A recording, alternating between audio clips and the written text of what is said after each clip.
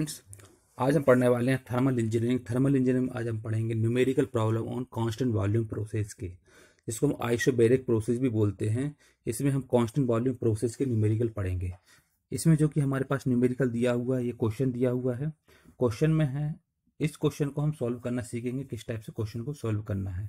ये है constant volume process का, जिसको हम आइसोकोरिक प्रोसेस भी बोलते हैं। इसी को आइसोकोरिक प्रोसेस बोलते हैं। तो कांस्टेंट वॉल्यूम प्रोसेस का पहला क्वेश्चन है जो दिया हुआ, a certain gas occupies a space of 0.3 meter base to cube at a pressure of 2 bar and a temperature of 77 degree centigrade is heated at a constant volume। अब इसमें दिया हुआ कांस्टेंट वॉल्यूम है।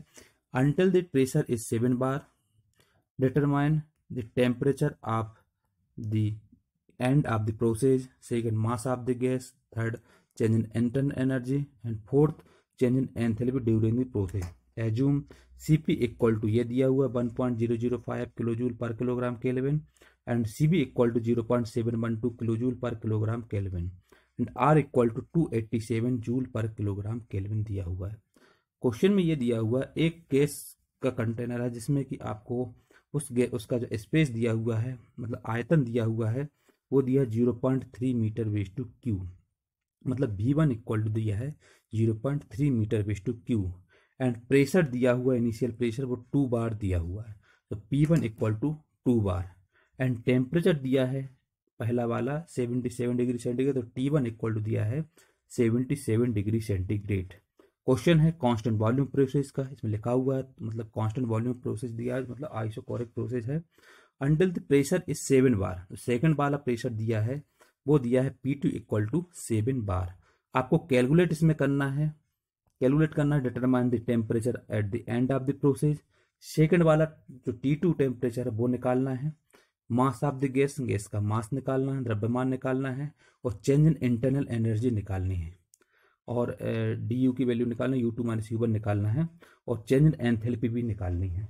तो इस क्वेश्चन को हम इसमें सॉल्व करेंगे, जहां पर हमको Cp की वैल्यू दी हुई है 1.005 kilo joule per kilogram kelvin, जो कि कांस्टेंट प्रेशर कहलाता है, और Cb की वैल्यू दी हुई है 0.712 kilo joule per kilogram kelvin, जो कि कांस्टेंट वॉल्यूम कहलाता है। और कैरेक्टरिस्टिक गैस कांस्टेंट जो दिया है R equal to 287 joule per kilogram kelvin.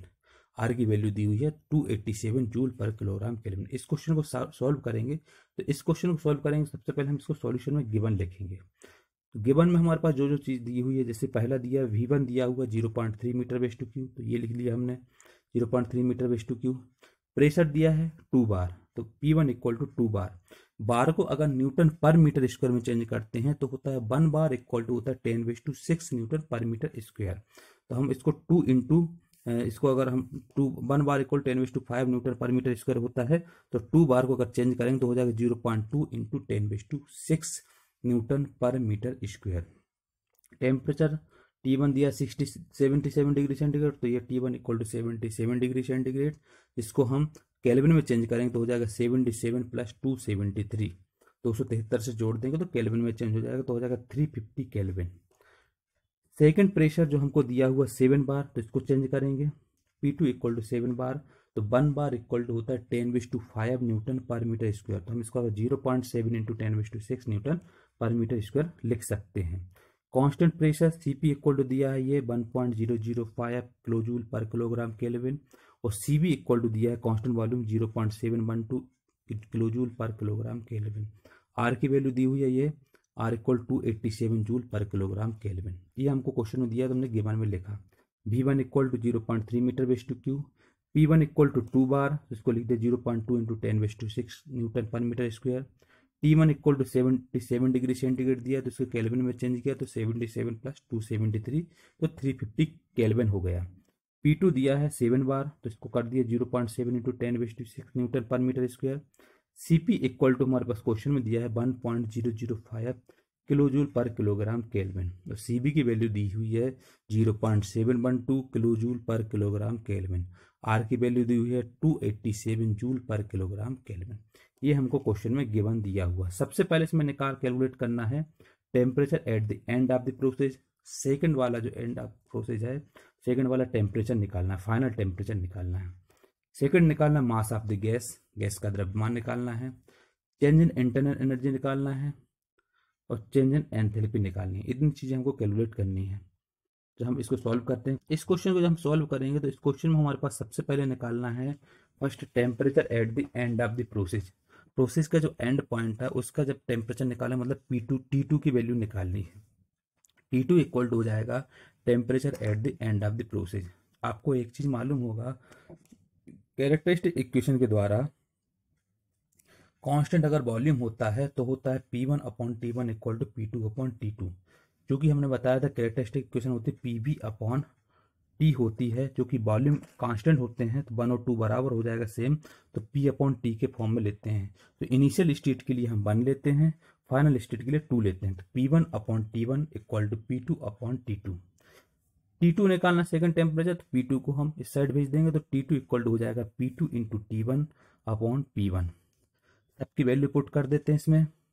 अब आपको इसमें मालूम है P2 की वैल्यू हमारे पास क्वेश्चन में ये दी हुई है 0.7 इंटू 10⁻⁶, तो ये रख दिया 0.7 इंटू 10⁻⁶। T1 हमारे पास ये दिया है 350, तो यहाँ 350 रख दिया। और P1 की वैल्यू हमारे पास ये दी हुई है क्वेश्चन में 0.2 इंटू 10⁻⁶, ये रख दिया 0.2 इंटू 10⁻⁶। इसको अगर हम सॉल्व करेंगे कैलसी से तो हमारे पास आ जाएगा 1225 केल्विन, 1225 केल्विन आ जाएगा। अगर इसको हमको जो कहते हैं डिग्री सेंटीग्रेड में कैलकुलेट चेंज करना है तो इसको 273 से माइनस कर देंगे, तो 1225 माइनस 273, तो ये आ जाएगा लगभग 952 डिग्री सेंटीग्रेड के आसपास आ जाएगा। तो जो सेकेंड फाइनल टेम्परेचर है वो आ जाएगा 952 डिग्री सेंटीग्रेड। केल्विन में लिखना चाहो तो केल्विन ये कहलाएगा 1225 केल्विन। इसके बाद हमको mass of the gas, gas का मास निकालना है। तो आपको एक चीज मालूम होगा, जो कैरेक्टरिस्टिक इक्वेशन होती है वो होती है PV equal to MRT। PV equal to MRT ये वैल्यू होती है।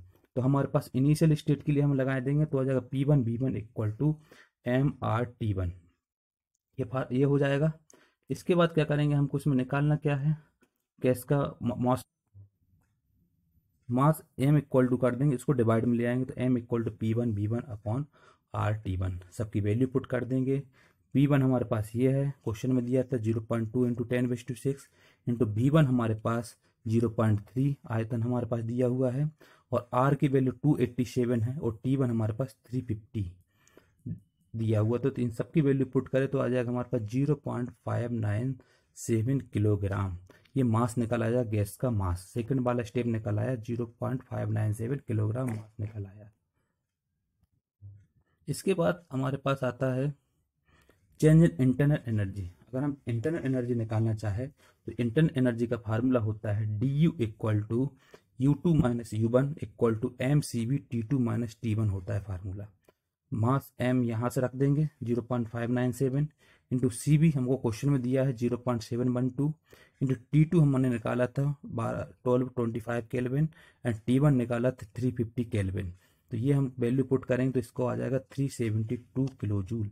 ये आ जाएगा change in internal energy. Change in internal energy हम इसके द्वारा निकाल सकते हैं। DU इक्वल हो जाएगा 372 किलो जूल। फिर हम इसमें निकालेंगे चेंज इन एंथैल्पी। एंथैल्पी अगर निकालना तो एंथैल्पी के लिए हम डोनेट करते हैं H से, तो आ जाएगा हमारे पास DH equal to H2 minus H1 equal to MCP T2 minus T1। इसमें हमारे पास कांस्टेंट प्रेशर होता है एंथैल्पी में, तो हमारे पास MCP into T2 minus T1 value put करेंगे। मास हमारे पास 0.597 वैल्यू पुट कर देंगे। CP कांस्टेंट प्रेशर हमको क्वेश्चन में दिया है 1.005। T2 की वैल्यू हमारे पास 1225 आई थी, वो रख दिया।